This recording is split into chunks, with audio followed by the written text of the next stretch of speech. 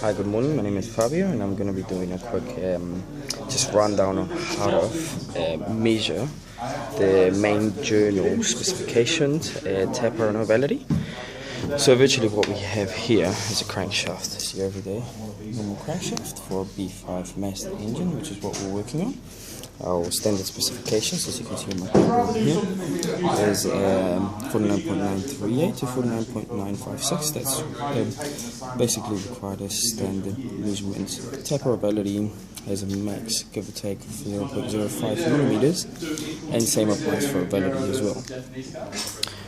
What I'm going to be showing you guys is how to measure the taper and the ovality, and what you actually need to figure out these two measurements and their specifications. So these are our main journals over here. Main journals, you're looking at these fellas here, the ones in the middle. This is what we're going to be measuring all together. Now, this is the tool that we're going to be using. It's called a micrometer. A micrometer is basically, if you can see the numbers on the side, it gives us all on the side. It does have a range of measurement that we can go by, which is 50 to 75 millimeters. It's approximately what most main journals should be measuring, or in between those two measurement types. Now, I already have it preset up here for you guys, so you can have a brief idea of how to do this. What we have to do is, you can see the measurements are specified to measure as an A, and the A axle on one end of the journal, and the A axle 2 on the other end of the journal. And same applies for the B axle on one extreme of the journal, and the B axle on the other extreme of the journal as well. Our measurements are going to be based upon measuring this length, that length, this length, and that length. If in reality, in real life, what you will see measuring would be this. So, measuring this part here is an A journal, A1 and A2. And you will also be measuring B1 and B2. So that means you're going to get 4 measurements per journal. Now out of these 4 measurements, what I'm going to show you is how to read this actual micrometer. As you can see over here, we have the measurement already set up as number 50. Now the more we close into it, the smaller the measurement is going to get. Now right there, when we got the 50 and linked up to the 0, is 50 millimeters.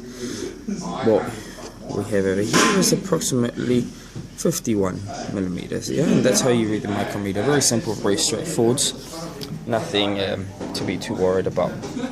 For you to actually get a direct measurement of your ovality and taper, what you need to do is you need to get a comparison of all these measurements. So for the same journal, if you were to measure the taper of the actual journal, what you're going to be looking at is getting a comparison between the largest A measurement and the smallest A measurement. Now what this is going to give you is going to give you a specific range of taper, which is what we call it, which we have a maximum give or take, otherwise the crankshaft is non-serviceable. What I have measured for this specific crankshaft right here is approximately this, yeah? So for each journal, as you can see, we have measurement A, measurement B, do the comparison of the two, minus each other, largest minus smallest, and this is your taper.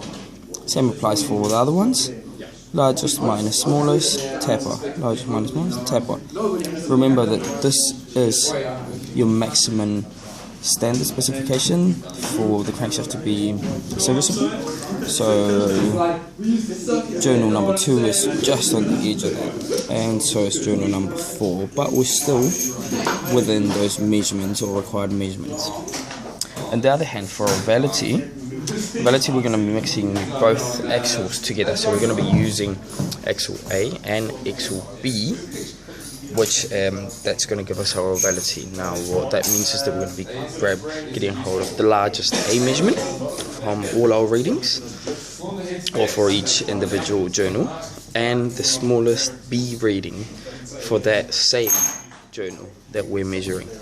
What this is going to give us is largest minus smallest, largest being A, smallest being B, and that's going to give us our ovality.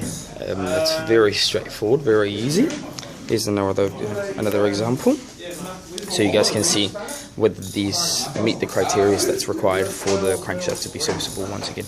As you can see, largest A, 46, and smallest B, just giving us an ovality of 0.01, which is barely close to nothing at all.